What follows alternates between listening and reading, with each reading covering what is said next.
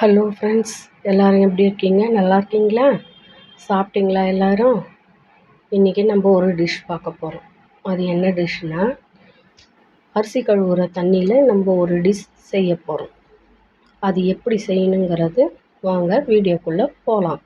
பிடிச்சவங்க ஷேர் பண்ணுங்கள், லைக் பண்ணுங்கள், என்னுடைய சேனலை சப்ஸ்கிரைப் பண்ணிக்கோங்க ப்ளீஸ். இப்போ வாங்க வீடியோக்குள்ளே போகலாம். நம்ம முதல்ல அரிசி கழுவுற தண்ணி இருக்குது பாருங்கள், அதை மட்டும் தனியாக எடுத்து ஃபஸ்ட்டு கழுவுறது தனியாக எடுத்து ஒரு கிண்ணம் நிறைய வச்சுக்கோங்க. அடுத்தடுத்து கழுவுற தண்ணி வேண்டாம். ஃபஸ்ட்டு கழுவுறோம் பாருங்கள், அந்த தண்ணியை எடுத்து தனியாக வச்சுக்கோங்க. அது கூட ரவை மஞ்சள்தூள் சேர்த்துக்கோங்க, பெருங்காயத்தூள் சேர்த்துக்கோங்க. நல்லா சேர்த்து அதை புளியும் கொஞ்சம் போட்டுக்கோங்க. அதில் போட்டு நல்லா கரைச்சி தனியாக எடுத்து வச்சுக்கோங்க.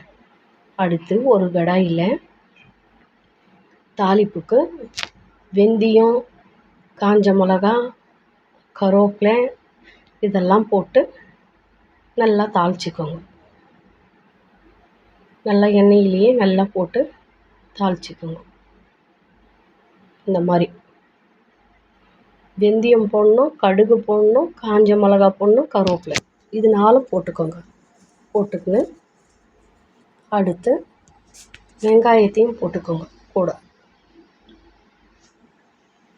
வெங்காயம், அது கூட பச்சை மிளகா எல்லாத்தையும் போட்டு நல்லா வதக்கிக்கோங்க. நல்லா வதக்கணும்.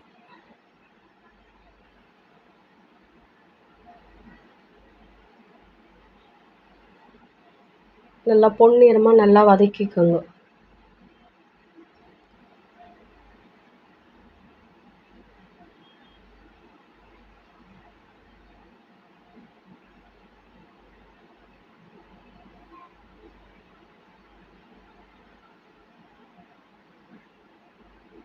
நல்லா பொன்னிறமாக வதங்கின உடனே அடுத்து தக்காளி சேர்த்துக்கோங்க. அதில்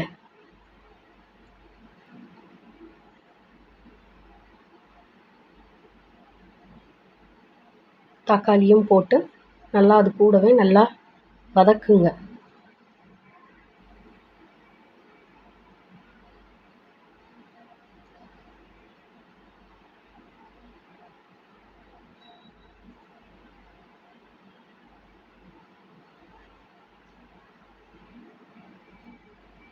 தக்காளி வதங்கிறதுக்காக கொஞ்சம் அது கூடவே உப்பு கல் சேர்த்துக்கோங்க. உப்பு கல் நல்லா சேர்த்து தக்காளியை வதக்கினோம்னா நல்லா வதங்கிடும்.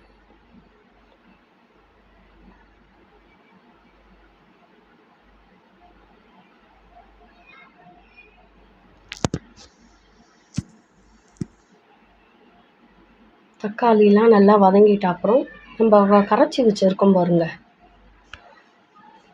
அந்த தண்ணியை எடுத்து நல்லா கரைச்சி வச்சுருக்கீங்க பாருங்கள், கழனிச்சாறுன்ட்டு புளி போட்டு மஞ்சத்தூள் போட்டு பெருங்காயத்தூள் போட்டு அந்த அரிசி கழுவுன தண்ணியில் எல்லாம் கரைச்சி வச்சுக்கணும் பாருங்கள்.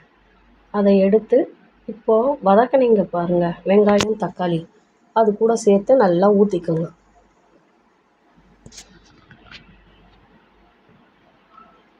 அது கூட நல்லா ஊற்றிக்கின அப்புறம் நல்லா கொதிக்கட்டும் விடுங்க. ஒரு 2 நிமிஷம் நல்லா கொதித்ததுக்கப்புறம் ஸ்டவ்வை ஆஃப் பண்ணிவிடுங்க. ஆஃப் பண்ணிவிட்டு கொஞ்சோண்டு கொத்தமல்லி தழை நல்லா அரிஞ்சு வச்சுக்கோங்க. முதலையே அரிஞ்சு வச்சுக்கின்னு அது மேலே நல்லா தூவுங்க. இந்த புளி கழனிச்சாறு ரொம்ப நல்லா இருக்குங்க ஃப்ரெண்ட்ஸ். நீங்களும் வீட்டில் செஞ்சு பாருங்கள். என்ன புதுசாக இருக்குதுன்னு பார்க்குறீங்களா? அது அரிசி கழுவுற தண்ணியில் நம்ம செய்யறது ரொம்ப டேஸ்ட்டு சூப்பராக இருக்குங்க.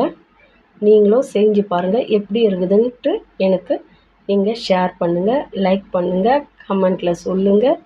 புதுசாக சேனலுக்கு வரவங்க சப்ஸ்கிரைப் பண்ணிக்கோங்க ப்ளீஸ். சப்ஸ்கிரைப் பண்ணிவிட்டு எப்படி இருக்குதுன்னு கமெண்ட்டில் சொல்லுங்கள் ஃப்ரெண்ட்ஸ். இது நல்லாயிருக்கும். இந்த டிஷ்ஷு எல்லாத்துக்குமே ஊற்றிக்கலாம். நம்ம சாப்பாட்டுக்கு ரொம்ப டேஸ்ட்டாக இருக்கும். அது கூட வத்தல் இல்லை காய் எதனா பொரித்து வச்சு கூட நம்ம சைட் டிஷ்ஷாக யூஸ் பண்ணிக்கலாம். இது ரொம்ப நல்லாயிருக்கும் ஃப்ரெண்ட்ஸ். எல்லோரும் செஞ்சு பாருங்கள்.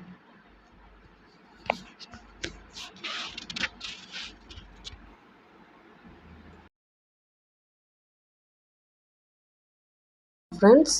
பாருங்கள், லாங் வீடியோலாம் நிறைய டிஷ் எப்படி செய்யறதுங்கிறதெல்லாம் லாங் வீடியோவாக போட்டிருக்கோம். அதையும் பாருங்கள்.